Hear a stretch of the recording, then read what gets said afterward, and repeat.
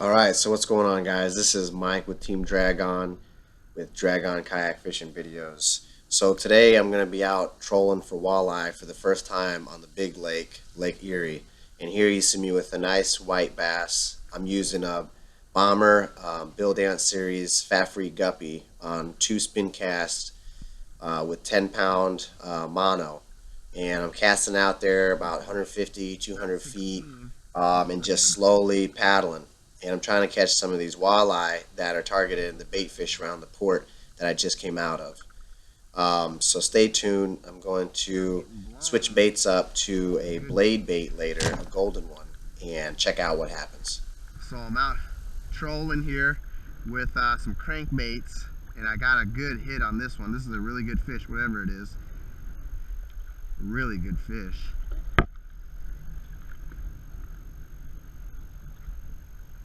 That'd be crazy if this was my first walleye, but I have my suspicions. Ooh, he's a fighting fish. This is a really good fish. Oh, it's a walleye. Yeah! Get you some, baby. Yeah! Woo! That is what I'm talking about. That is what we came here for, and we have conquered. That is what's up. All right. Let's get the fish grips out, boys. Yeah! Get you some. That's what I'm talking about. Look, he's got his fin. He's out there paddling away on the bottom there. Real nice fish. Can't wait to take him off. Oh man, you talk about the happiest angler right now.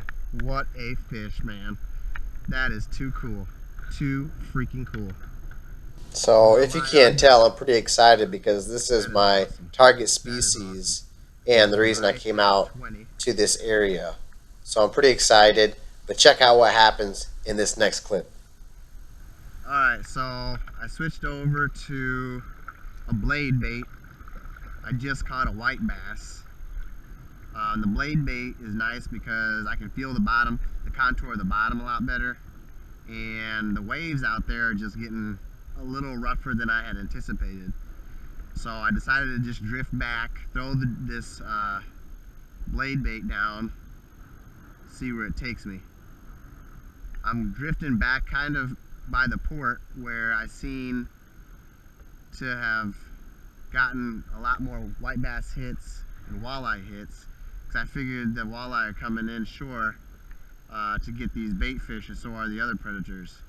Now I have noticed that as I paddled out farther and farther, I was getting, there we go. Ooh, there's a nice fish, boys. There is a nice fish. Oh yeah.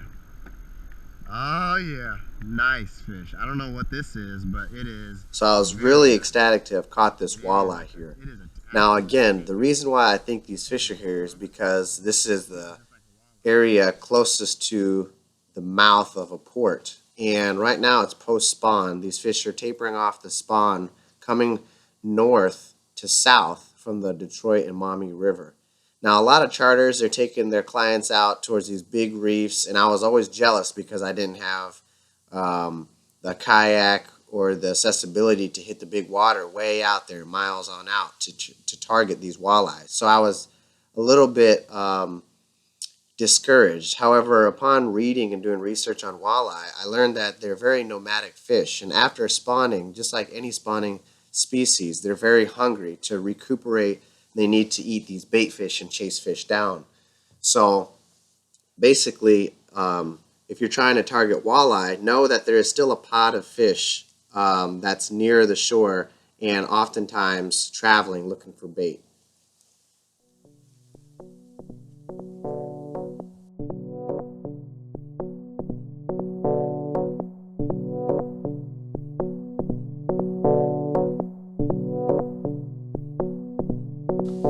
Check out the footage of this next fish. It's my personal best at a length of 28 and a quarter. I was using a blade bait, and I just remember casting in a pod of white bass that were hitting top water.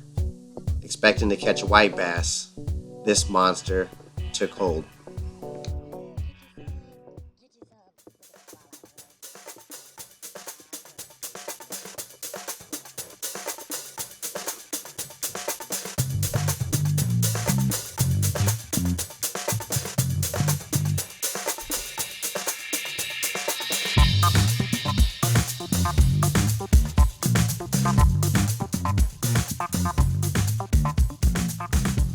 So the gold blade bait seemed to be the ticket. It's made by Bass Pro. It's called the Lazer blade. I was using the 5/8 variant, 5/8 ounce. And here's another really nice walleye. And what I was doing was just casting it out there on a medium heavy rod, Icon St. Croix, with a Catalyst Quantum bait cast reel with monofilament. I should have been using braid because I missed a couple fish and I wasn't getting the responsiveness. Here's a quick tip. Monofilament stretches. So if you have 100 feet of line and you cast down to the bottom in 100 feet of water, it typically stretches upwards of 10%. So when you go to set the hook fishing for a fish at 100 feet down, you're going to be pulling that line approximately 10 feet, and it stretches before you get the appropriate responsiveness. So you're limiting your ability to get an effective hook set. This is why fluoro and braid are one of the more popular type of lines to use for jigging and heavy cover.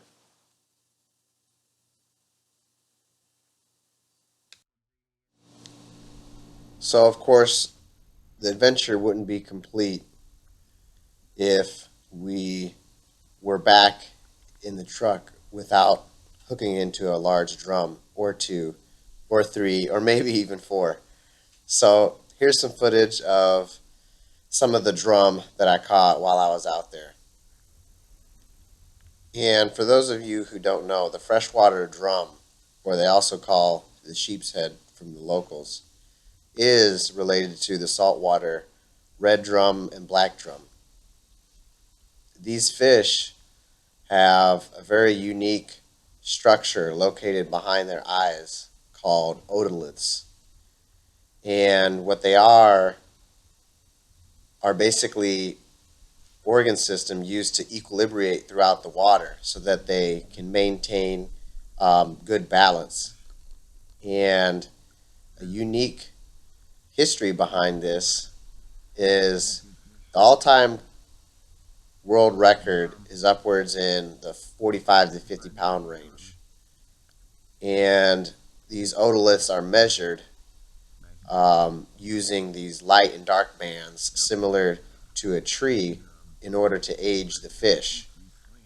Well, believe it or not, paleontologists have found these otoliths to be so large that apparently millions of years ago, these drums would actually weigh upwards of 250 pounds. So, evolutionary standpoint, these fish have kind of dwindled in size, but pound for pound are still one of the hardest fighting fish in freshwater.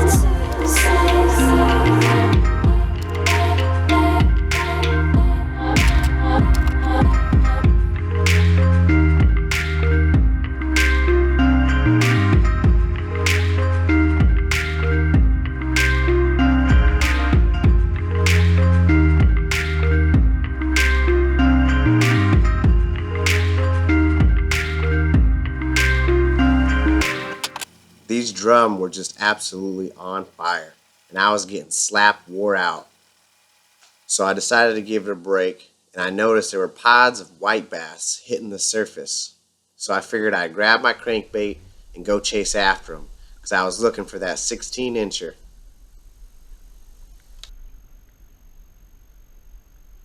There it is. Oh, there it is. Oh, man. There he is. There he is. Fish on.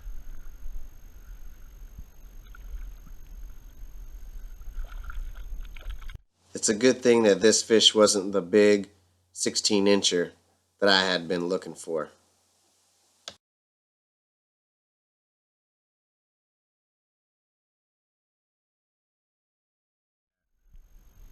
That bomber.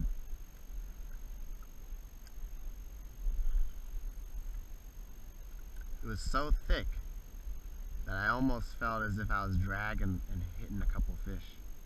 That's how thick they were. Oh, there he is. Ah, oh, there he is. Well, that's a better fish. That's a better fish. Right there.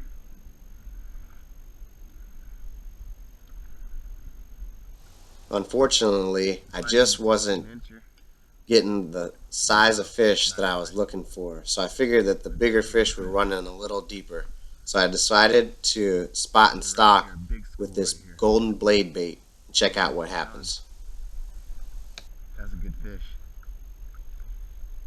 That's a good fish.